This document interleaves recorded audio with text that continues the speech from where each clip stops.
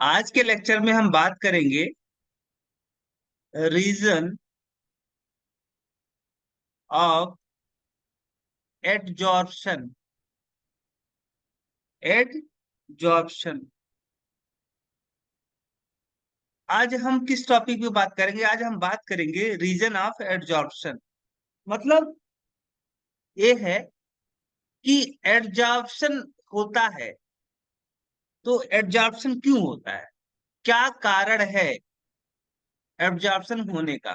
ठीक है, क्योंकि आप जानते हो इस यूनिवर्स में कोई भी चीज अगर होती है तो बिना कारण के नहीं होती है। ठीक है, हर कोई प्रोसेस, हर कोई फिनोमेना जो नेचर में होता है उसको होने के लिए कोई ना कोई ड्राइविंग फोर्स चाहिए।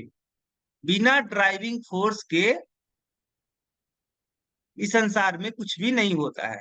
ठीक है, कहीं पर भी अगर कोई फिनोमेना हो रहा है, कहीं पे कोई कोई प्रोसेस हो रहा है, तो वहां पे उस प्रोसेस के पीछे, उस फिनोमेना के पीछे कोई ना कोई रीजन होगा, कोई ना कोई ड्राइविंग फोर्स होगा जो उस फिनोमेना को रन करवा रहा होगा। सेम तरीके से अगर कहीं पे एडजॉर्प्शन हो रहा है तो एडजॉर्प्शन होने के लिए कोई ना कोई ड्राइविंग फोर्स होगा, तभी एडजॉर्प्शन हो रहा है। ठीक है, तो इसके एडजॉर्प्शन अगर हो रहा है तो इसके पीछे कोई ना कोई रीजन होगा, कोई ना कोई कारण होगा। बिना कारण के एडजॉर्प्शन नहीं होगा। ठीक है, तो हम बात करेंगे रीजन ऑफ एडजॉर्प्शन के बारे में कि वो क्या, कौन सी चीज है जो एडजॉर्प्शन करवाती है।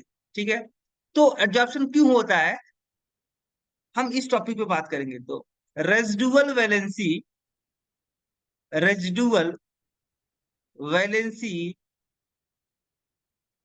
रेजिडुअल वैलेंसीज, या इसी को बोलते हो आप, रेजिडुअल वैलेंसी को ही बोलते हो एक्टिव साइड। क्या बोलते हो? Active side. Active side. ठीक है, residual valency present, residual valency present on the surface, on the surface which attach adsorbate molecule, adsorbate molecule on adsorbent surface, adsorbent surface। तो जो किसी सरफेस पे प्रेजेंट जो रेजिडुअल वैलेंसी होती है, जो एक्टिव साइड होते हैं सरफेस के ऊपर, सरफेस पे प्रेजेंट जो रेजिडुअल वैलेंसी होते हैं, मतलब जो एक्टिव साइड होते हैं सरफेस पे, वही क्या करते हैं, एडजॉर्बेंट मॉलिक्यूल को अट्रैक्ट करके अपने सरफेस के ऊपर अटैच कर लेते हैं। तो इसका मतलब ये हुआ कि एडजॉर्प्शन होने के लिए क्या होना जरूरी है, रेजिडुअल वैलेंसी होना जरूरी है। तो मान लो कोई, आप यहाँ पे आपका कोई सरफेस है, ठीक है, तो इस सरफेस के ऊपर क्या होंगे, कुछ एक्टिव साइट होंगे। क्या होंगे? कुछ एक्टिव साइट होंगे जो, जिनकी वैलेंसी क्या होगी, कंप्लीट नहीं हुई होगी। ठीक है, रेजिडुअल वैलेंसी का मतलब क्या हुआ? रेजिडुअल वैलेंसी का मतलब ऐसी वैलेंसी जो कंप्लीट ना हो। रेजिडुअल वैलेंसी मतलब, रेजिडुअल का मतलब क्या होता है वैसे? रेजिडुअल का मतलब होता है बचा रहना, बचा हुआ। रेजिडुअल का मतलब क्या होता है? बचा हुआ। रेजिडुअल का मतलब बचा हुआ। तो किसी एडजॉर्ब सरफेस पे प्रेजेंट जो एटम होते हैं, जो पार्टिकल होते हैं, उनकी वैलेंसी कंप्लीट नहीं होती है।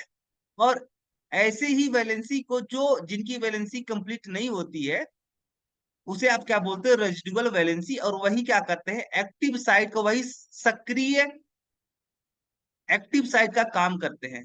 ठीक है, तो एब्जॉर्प्शन होने के पीछे जो मेन रीजन है वो किसका है? Residual valency. तो एब्जॉर्बेंट सरफेस पे प्रेजेंट पार्टिकल के पास क्या होता है? रेजिडुअल वैलेंसी होता है। इसी रेजिडुअल वैलेंसी के कारण से एडजॉर्बेंट मॉलिक्यूल अट्रैक्ट होते हैं toward the surface of adsorbent. जैसे मान लो ये आपका कोई एडजॉर्बेंट है, क्या है, कोई एडजॉर्बेंट है। अब एडजॉर्बेंट जो होगा मटेरियल, ये जो एडजॉर्बेंट मटेरियल है, ये किसी न किसी पार्टिकल से मिलकर के बना होगा। मान लो ये आपका जो एडजॉर्बेंट है कोई मेटल है, क्या है, कोई मेटल है। ठीक है, तो जो मेटल का सरफेस होगा, इस सरफेस के ऊपर कुछ क्या होंगे, एक्टिव साइड पाए जाएंगे। और एक्टिव साइड क्यों क्रिएट हो रहा है इसके सरफेस के ऊपर? क्योंकि इस सरफेस के ऊपर जो प्रेजेंट आपके एडजॉर्बेंट के पार्टिकल है, उनकी वैलेंसी कंप्लीट नहीं है। क्या नहीं कंप्लीट है? उनकी वैलेंसी कंप्लीट ना होने की वजह से ये अपनी वैलेंसी को पूरा करने के चक्कर में क्या करते हैं, एडजॉर्बेंट मॉलिक्यूल को अपनी तरफ क्या करते हैं, अट्रैक्ट करते हैं। क्या करते हैं? अट्रैक्ट करते हैं। देखो इस सरफेस के वो जो बल्क में ये जो बल्क में इसके पार्टिकल प्रेजेंट होंगे एडजॉर्बेंट के, इनकी वैलेंसी तो कंप्लीट होगी। बट इस सरफेस के ऊपर, एडजॉर्बेंट सरफेस के ऊपर प्रेजेंट पार्टिकल की वैलेंसी कंप्लीट ना नहीं होती है। क्या नहीं होती है? एडजॉर्बेंट सरफेस के ऊपर प्रेजेंट पार्टिकल की वैलेंसी कंप्लीट नहीं होती है। इस कारण से क्या होता है कि ये जो एडजॉर्बेंट पार्टिकल होते हैं सरफेस पे, ये एडजॉर्बेंट मॉलिक्यूल को क्या करते हैं, अट्रैक्ट करते हैं अपनी तरफ। ठीक है, और जब ये एडजॉर्बेंट मॉलिक्यूल अपनी तरफ इस पार्टिकल को अट्रैक्ट करेंगे, तो क्या होगा, ये पार्टिकल इस सरफेस के ऊपर आकर के चिपक जाएंगे। क्या हो जाएंगे? चिपक जाएंगे। ठीक है, तो एड्जॉर्प्शन क्यों होता है? एड्जॉर्प्शन होने के पीछे जो मेन रीजन है वो है रेजिडुअल वैलेंसी। ठीक है, जैसे मान लो आपका कोई एड्जॉर्बेंट है, ठीक है, और मान लो एड्जॉर्बेंट का काम जो कर रहा है, वो एड्जॉर्बेंट का काम कर रहा है कोई मेटल। क्या काम कर रहा है? कोई मेटल। ठीक है, कोई मेटल काम कर रहा है। अब मान लो कोई मेटल का सरफेस, कोई मेटल है, ये आपका, मान लो ये आपका क्या है, कोई एड्जॉर्बेंट है जो जो कि क्या है, एक मेटल है। अब मान लो मेटल को आप एम से रिप्रेजेंट करते हो, एम से, तो मान लो आपका ए, मैं मेटल, देखो जो मेटल होते हैं वह किससे मिलके बने होते हैं, एटम से मिलकर के बने होते हैं।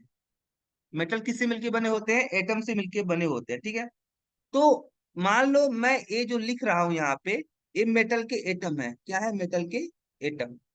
अब मान लो इस मेटल की जो वैलेंसी है वो कितनी है, 4 वैलेंसी है। कितनी है? 4 वैलेंसी है।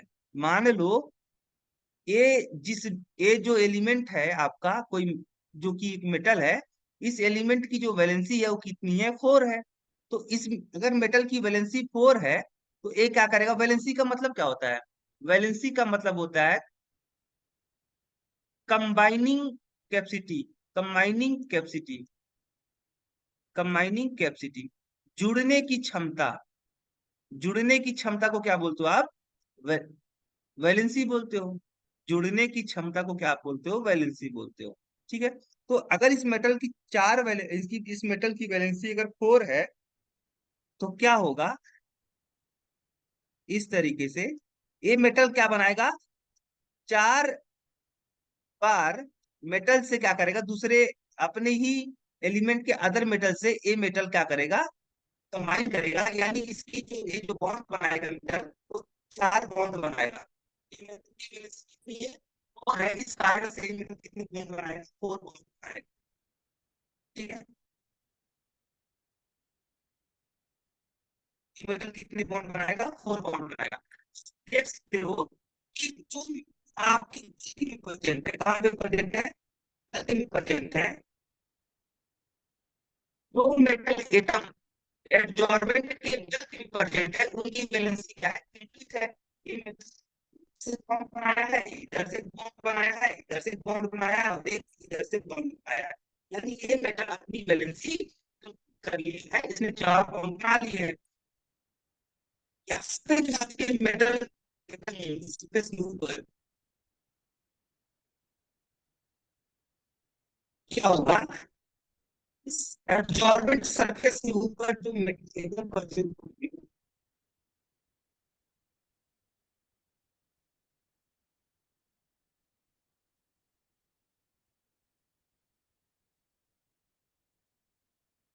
इस मेटल सरफेस के ऊपर जो इलेक्ट्रॉन होंगे, इस मामले में इस मेटल की ऊपर से जाएंगे, एक बॉन्ड इधर है, एक बॉन्ड इधर में है, एक बॉन्ड इधर।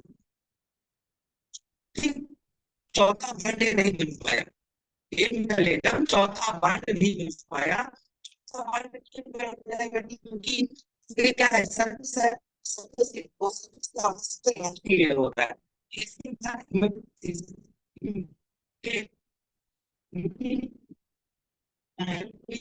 है, इस सरफेस को कंडक्टिंग होगी, इसके ऊपर कोई कंडक्टिंग नहीं होगा। यही कारण है कि ये की वैलेंसी कंप्लीट नहीं कर पाए। इस तरीके से सभी यही हाल है। इस तरीके से मेटल एटम के भी साथ यही हाल है, जो हाल इसके साथ है यही हाल इसके भी साथ है। मेटल है, इन बॉन्ड बना दिया, अब अगर मेटल एटम चौथा बॉन्ड था वो नहीं बना पाया है मेटल, तो इसके ऊपर कोई भी पार्टिकल प्रेजेंट नहीं था। ठीक है, कोई रहेगा इसके ऊपर, तो इसलिए वैलेंसी इसकी क्या हो गई, स्लोली रह गई। एक जो इसकी वैलेंसी थी मेटल की, एक अधूरी रह गई, क्या रह गई, अधूरी। ठीक है, एक एक पॉइंट नहीं मिलता है, तो इसकी सरफेस जितने भी मेटल है वो सारे सारे मेटल के बना एक वैलेंसी कंप्लीट नहीं कर सकते। इस कारण से क्या होगा, एक चाहत तो होगी, क्योंकि अगर इस मेटल की वैलेंसी 4 है तो जब के मेटल ने चारों वैलेंसी का यूज नहीं कर लेता है, यानी जो चार अदर एटम के साथ में और अदर एटम के साथ में जैसे नहीं कर लेता है पाई फार्मिंग बॉन्ड, तब तक ये क्या होगा, स्टेबल नहीं होगा। क्योंकि इसकी वैलेंसी 4 होने का मतलब क्या होगा कि अगर ये अपना चार यहाँ तक कि जो मेटल है वो मेटल पे अंक क्या दिखाया है कि ये मेटल इलेक्ट्रॉन शेयरिंग किया है। शेयरिंग करने का मतलब क्या हुआ, कोवैलेंट बॉन्ड बनाया है। इसका मतलब कि इसकी वैलेंसी अगर 4 है, इसका मतलब कि ये मेटल जब तक चार कोवैलेंट बॉन्ड नहीं बना लेंगे, जब तक ये मेटल चार कोवैलेंट 4 कोवैलेंट बॉन्ड नहीं बना लेगा, तब तक ये क्या होगा, अगर ये 4 कोवैलेंट बॉन्ड बना लेता है तो ये कैसा बन जाएगा, इनर्ट गैस जैसा इलेक्ट्रॉनिक कॉन्फ़िगरेशन ऑब्टेंड कर लेगा। बट यहाँ पे जो सरफेस पे देखो, जो बल्क में मेटल थे वो तो 4 बॉन्ड बना लिए थे, क्योंकि इसके आसपास में क्या थे, पार्टिकल प्रेजेंट थे, तो ये 4 बॉन्ड बना लिए। बट जो सरफेस के ऊपर जो मेटल एटम प्रेजेंट थे, ये 4 बॉन्ड नहीं बना पाए, क्योंकि इसके ऊपर कोई आपका पार्टिकल प्रेजेंट नहीं था। ठीक है, इसलिए क्या हो गया, इसकी एक जो वैलेंसी थी वो अधूरी रह गई, इनकम्प्लीट रह गई। और इस मेटल के अंदर तो टेंडेंसी तो होगी, क्योंकि इसकी वैलेंसी 4 है, तो एक ये मेटल क्या चाहेगा कि एक बार मैं और कोवैलेंट बॉन्ड बनाऊं। ठीक, क्या बनाऊं, मैं एक बार और कोवैलेंट बॉन्ड बनाऊं। ठीक है, मुझसे कोई और भी एटम आकर के जुड़े। ठीक है, वह एक पार्टिकल को क्या, हर एक मेटल जो एटम है यह एक क्या करना चाहता है, अपनी वैलेंसी को कंप्लीट करना चाहता है। तो जो मेटल एटम होंगे इनके पास एक टेंडेंसी होगी, अपने वैलेंसी को कंप्लीट करने की चाहत होगी। तो ये जो मेटल एटम है जिनके पास से चाहत है कि मैं अपनी वैलेंसी कंप्लीट कर लूं, उसके चक्कर में क्या करेंगे, मान लो इस सरफेस के ऊपर एडजॉर्बेंट पार्टिकल प्रेजेंट है, मान लो इस एडजॉर्बेंट सरफेस के ऊपर क्या प्रेजेंट है, एडजॉर्बेंट मॉलिक्यूल प्रेजेंट है, या एडजॉर्बेंट पार्टिकल प्रेजेंट है इस सरफेस के ऊपर। ठीक है, इस एडजॉर्बेंट इस एडजॉर्बेंट सरफेस के ऊपर क्या प्रेजेंट है, इस एडजॉर्बेंट सरफेस के ऊपर क्या प्रेजेंट है, एडजॉर्बेंट के पार्टिकल प्रेजेंट है। ठीक है, तो ये जो मेटल होगा ये अपनी वैलेंसी को कंप्लीट करने के लिए क्या करना चाहे, कंप्लीट करना चाहेगा। और ये मेटल एटम अपनी वैलेंसी कंप्लीट करने के चक्कर में क्या करेगा, इसको अपनी तरफ बुलाएगा।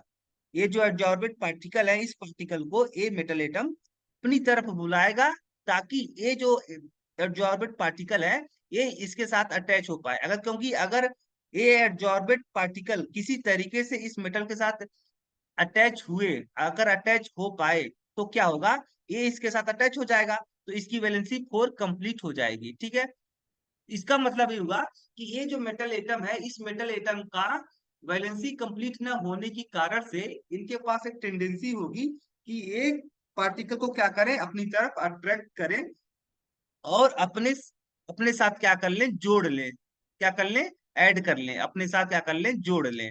तो इस मेटल के पास एक टेंडेंसी होगी, आप चाहत होगी कि वह अदर पार्टिकल के साथ में क्या हो जाए, अटैच हो जाए। तो ये एडजॉर्बेट जो मॉलिक्यूल प्रेजेंट थे, एडजॉर्बेट पार्टिकल प्रेजेंट थे above the surface of adsorbent, तो ये जो मेटल एटम होगा सरफेस के ऊपर, ये क्या करेगा, एडजॉर्बेंट पार्टिकल को अपनी तरफ बुलाएगा, और बुला के क्या करेगा, ऐड कर लेगा, इनके साथ क्या हो जाएगा, ज्वाइंट हो जाएगा, एडजॉर्बेंट पार्टिकल के साथ में ये मेटल एटम क्या हो जाएगा, ज्वाइंट हो जाएगा। और इस तरीके से अगर ज्वाइंट हो गया तो इसको सेटिस्फेक्शन मिलेगा, इसकी ये स्टेबिलिटी को गेन करेगा, इसकी एनर्जी घटेगी, क्योंकि यहाँ पे क्या हो रहा है, अट्रैक्शन हो रहा है। इस एडजॉर्बेंट मेटल एटम और एडजॉर्बेंट, इस एडजॉर्बेंट मेटल एटम और इस एडजॉर्बेंट पार्टिकल के बीच में क्या हो रहा है, अट्रैक्शन हो रहा है। और जब भी अट्रैक्शन होता है तो एनर्जी क्या होती है, रिलीज होती है। और एनर्जी अगर रिलीज होगी तो क्या होगा, एनर्जी घटेगी, एनर्जी क्या होगी, घटेगी, energy decrease.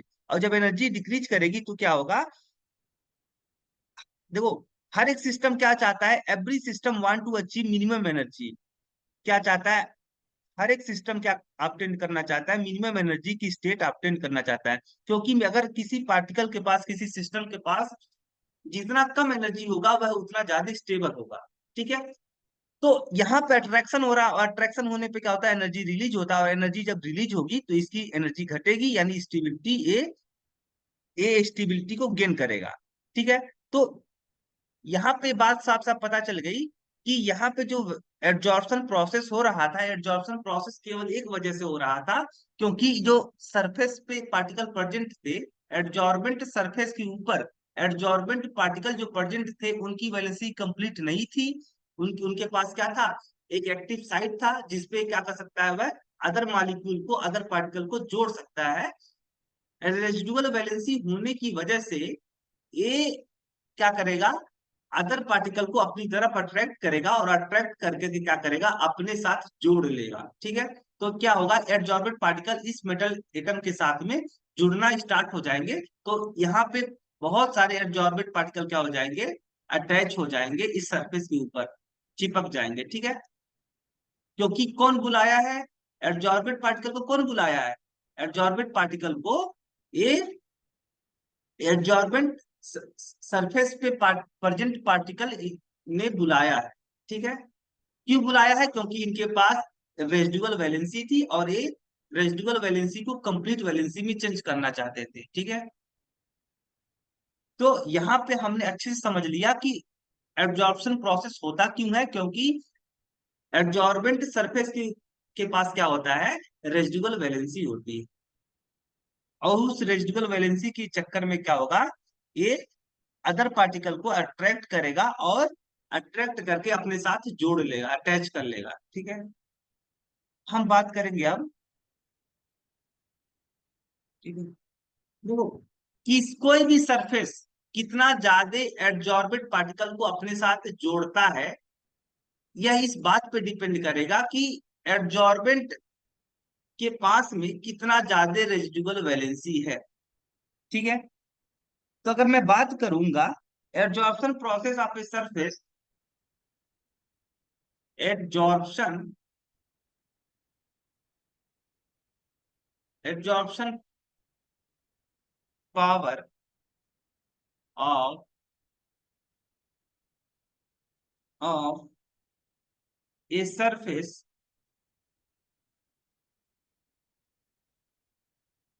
Depend on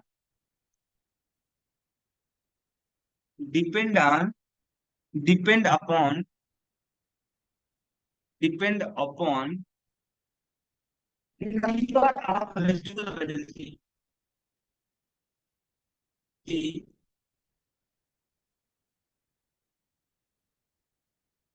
number of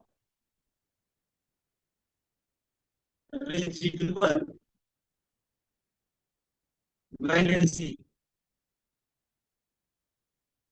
तो इस सरफेस कितना ज्यादा एब्जॉर्प्शन करेगा, क्या कि कोई सरफेस कितना ज्यादा एब्जॉर्बेंट पार्टिकल को अपने साथ जोड़ेगा, अपने सरफेस के ऊपर एब्जॉर्बेंट पार्टिकल को अटैच करेगा, या इस बात पर डिपेंड करता है कि उस सरफेस के पास कितना ज्यादा रेसिडुअल वैलेंसी है। जितना ज्यादा रेसिडुअल वैलेंसी होगा उतना ज्यादा उस सरफेस की पावर होगी एब्जॉर्प्शन करने की। ठीक है, जैसे मान लो अगर मैं यहाँ पे बात करूं, मैं यहाँ पे स्ट्रक्चर बनाता हूँ सरफेस का स्ट्रक्चर, जैसे मान लो कि एब्जॉर्बेंट है, तो मैं नहीं सेल की यहाँ पे इस तरह की स्ट्रक्चर बनाता हूँ।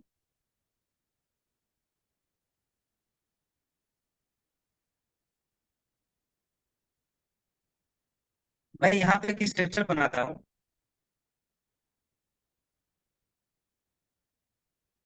ठीक है, मैं यहाँ पे स्ट्रक्चर बनाता हूँ। से मान लो कि आपका कोई एडजॉर्बेंट का सरफेस है, और यहाँ की जो एडजॉर्बेंट है उस एडजॉर्बेंट पार्टिकल को मैं एम से रिप्रेजेंट, किसी एम से एडजॉर्बेंट के पार्टिकल को मैं किसी रिप्रेजेंट करता हूँ एम से। मान आपका जो सरफेस है वो सरफेस का स्ट्रक्चर मैं दिखा रहा हूँ, तो एक पार्टिकल है, एक पार्टिकल दूसरे पार्टिकल से जुड़ा हुआ है इस तरीके से।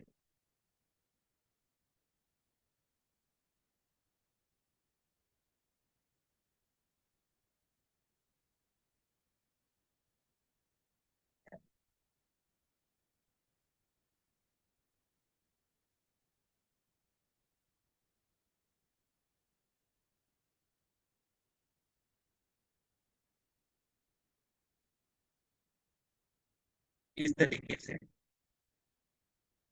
ये मान लो आपका कोई स्ट्रक्चर है, किसी एडजस्टिंग सरफेस का स्ट्रक्चर दिए है। ठीक है, अगर काउंट करोगे कि इस सरफेस के पास कितने रेजिडुअल वैलेंसी है, तो कितनी रेजिडुअल वैलेंसी है? 1 2 3 4 5 6 7 8 9, ये आपका हो गया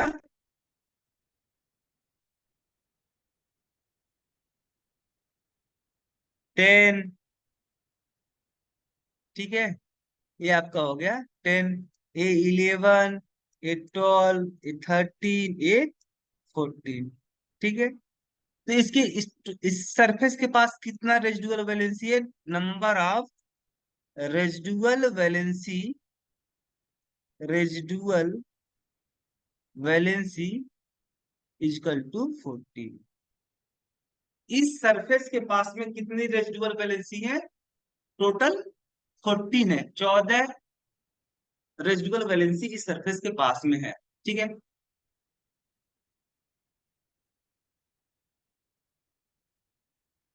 अगर मैं कह रहा हूं कि कोई एडजॉर्बेंट कितना ज्यादा एडजॉर्बेंट पार्टिकल को अपनी तरफ अट्रैक्ट करेगा, यह इस बात पे डिपेंड करता है कि उस एडजॉर्बेंट के पास में कितना ज्यादा रेजिडुअल वैलेंसी है। जितना ज्यादा रेजिडुअल वैलेंसी होगा उतना ज्यादा एडजॉर्बेंट क्या होगा आपका, एडजॉर्ब होगा उस एडजॉर्बेंट के ऊपर। तो residual valency, number of residual valency are directly proportional to adsorption. Adsorption, जितना ज्यादा रेजिडुअल वैलेंसी प्रेजेंट होगा सरफेस के ऊपर उतना ज्यादा क्या होगा आपका एडजॉर्प्शन होगा। ठीक है, उतने ज्यादा एडजॉर्बेंट पार्टिकल जा करके एडजॉर्बेंट सरफेस के ऊपर चिपकेंगे। ठीक है, तो अगर मैं कहूं कि देखो यहाँ पे जब एडजॉर्प्शन प्रोसेस होता है तो क्या होता है, एडजॉर्प्शन प्रोसेस में जो एडजॉर्बेंट पार्टिकल होते हैं वह अट्रैक्ट होते हैं किधर की तरफ, इस सरफेस के, ये जो रेजिडुअल वैलेंसी के कारण से इस सरफेस के ऊपर प्रेजेंट जो पार्टिकल होते हैं वह किसको अट्रैक्ट करते हैं? एडजॉर्बेंट पार्टिकल को अट्रैक्ट करते हैं अपनी तरफ। और अट्रैक्शन होने पे क्या होता है? एनर्जी रिलीज होती है। एनर्जी रिलीज का मतलब एक्जोथर्मिक, यानी जो एडजॉर्प्शन प्रोसेस होता है वह कैसा होता है? एक्जोथर्मिक होता है। जब भी कहीं पे एडजॉर्प्शन प्रोसेस होगा तो वहां पे क्या होगा? हीट रिलीज होगी। क्या होगी? हीट रिलीज होगी, हीट रिलीज होगी। जब भी कहीं पर एब्जॉर्प्शन प्रोसेस होगा तो वहां पे हीट क्या होगी, रिलीज होगी, हीट रिलीज होगी। ठीक है। अगर मैं कहूं कि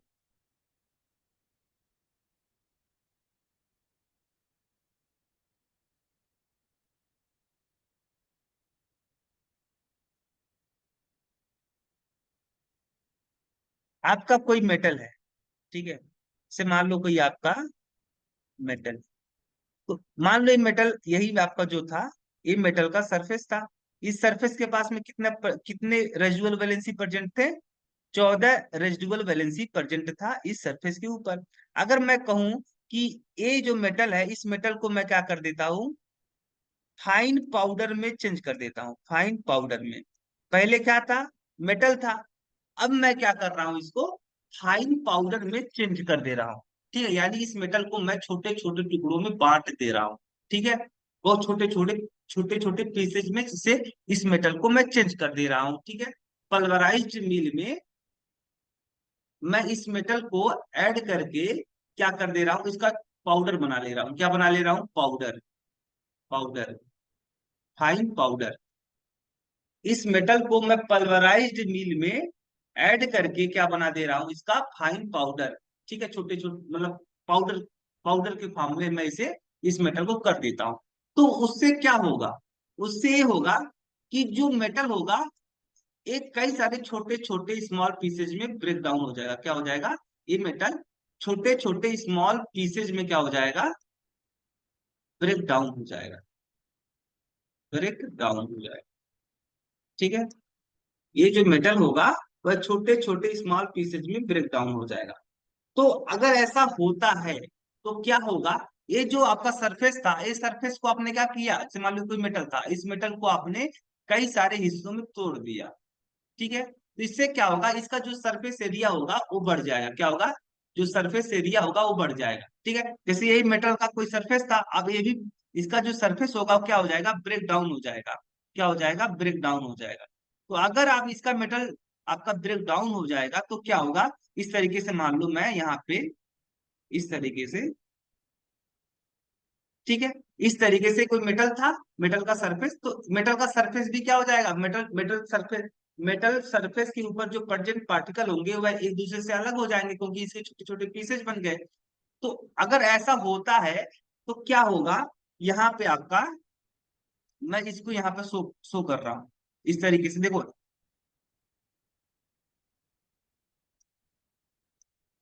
मैं यहाँ पे इस तरीके से शो करने का प्रयास कर रहा हूँ। ठीक है,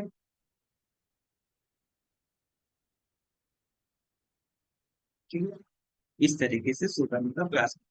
अभी मैं इसको, ये वाला जो है, ठीक है, मैं इसको यहां से ब्रेक डाउन करता हूं, मान लो यहां से इसका ब्रेक डाउन हो जाता है। जब हम इसे पल्वराइज्ड मील में ऐड करके इसे पल्वराइज कर रहे हैं, इसे हम पीस रहे हैं, तो क्या होगा, मेटल के छोटे छोटे पीसेज बनेंगे। मान लो कि जब मेटल ब्रेक डाउन, मेटल जो था वो ब्रेक डाउन हुआ, तो इस तरीके से ब्रेक डाउन हुआ इसका, क्या होगा, ये मेटल, ये मेटल जो एकदम है, इस मेटल एकदम से क्या हो जाएगा, डी अटैच हो जाएगा। क्या हो जाएगा, डी अटैच, डी अटैच। यहाँ से एक दूसरे से इनका क्या हो जाएगा, डी अटैच हो जाएगा। एक मेटल दूसरे एटम से हो जाएगा, रिमूव हो जाएगा। ये जो मेटल, एक मेटल एटम और एक मेटल एटम दूसरे से क्या हो जाएंगे, दो हो जाएंगे। यानी इसका मतलब है कि इस एक जो मेटल हो, उसका एक एक मेटल हो,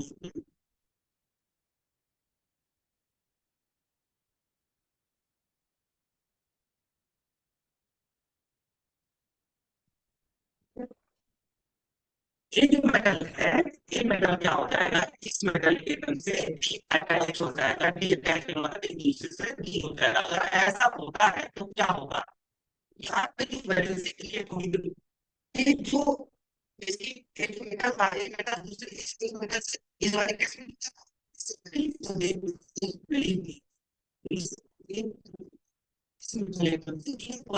इसमें लेवल से क्लोराइड हो गया, तो इससे क्या होगा, डिएटैच हो गया।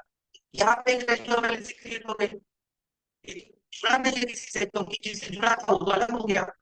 वन, कितने रेजिडुअल वैलेंसी क्रिएट हो जाएंगे, 1 2 3 4 5 6 7 7, और ये आपका 8 हो गया, ये 9 हो गया, ये 10 हो गया, ये 11 हो गया, ये 12 हो गया।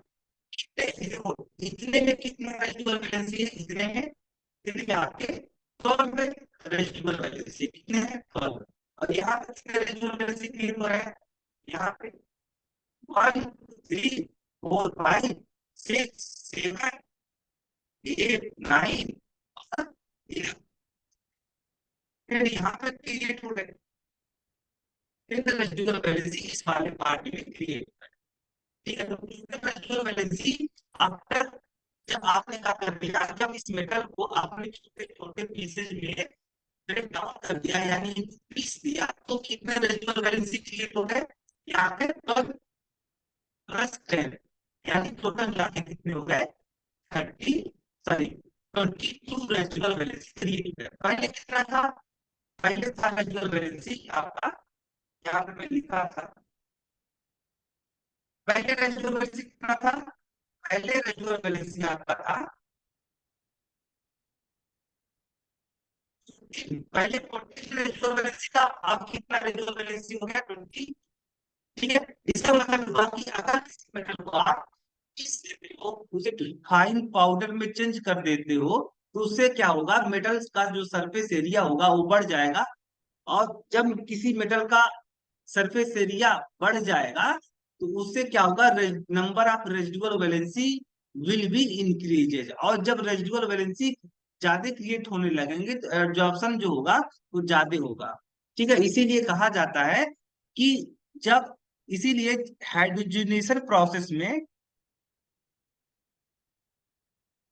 इसीलिए हाइड्रोजिनेशन प्रोसेस में, हाइड्रोजिनेशन प्रोसेस में जो आपका कैटालिस्ट का काम करता है, जो मेटल आपका कैटालिस्ट का काम करता है, कैटालिस्ट, ठीक है, हाइड्रोजिनेशन प्रोसेस में जो मेटल आपका कैटालिस्ट का काम करता है, कैटालिस्ट का काम जनरली हाइड्रोजिनेशन प्रोसेस में, हाइड्रोजिनेशन प्रोसेस में कैटालिस्ट का काम जनरली कौन सा मेटल करता है, प्लेटिनम, प्लेडमियम, निकल, ये सारे मेटल आपके क्या करते हैं, कैटालिस्ट का काम करते हैं। तो कैटालिस्ट क्या करेगा, हाइड्रोजन मॉलिक्यूल को अपने सरफेस के ऊपर क्या करेगा, अटैच करेगा। ठीक है, तो इस कैटालिस्ट का जो फिजिकल स्टेट डिपेंड करेगा, देखो कितना ज्यादा हाइड्रोजन गैस कैटालिस्ट के सरफेस पे आकर के चिपकते हैं, या इस बात पे डिपेंड करेगा कि कैटालिस्ट का जो फिजिकल स्टेट है वो क्या है,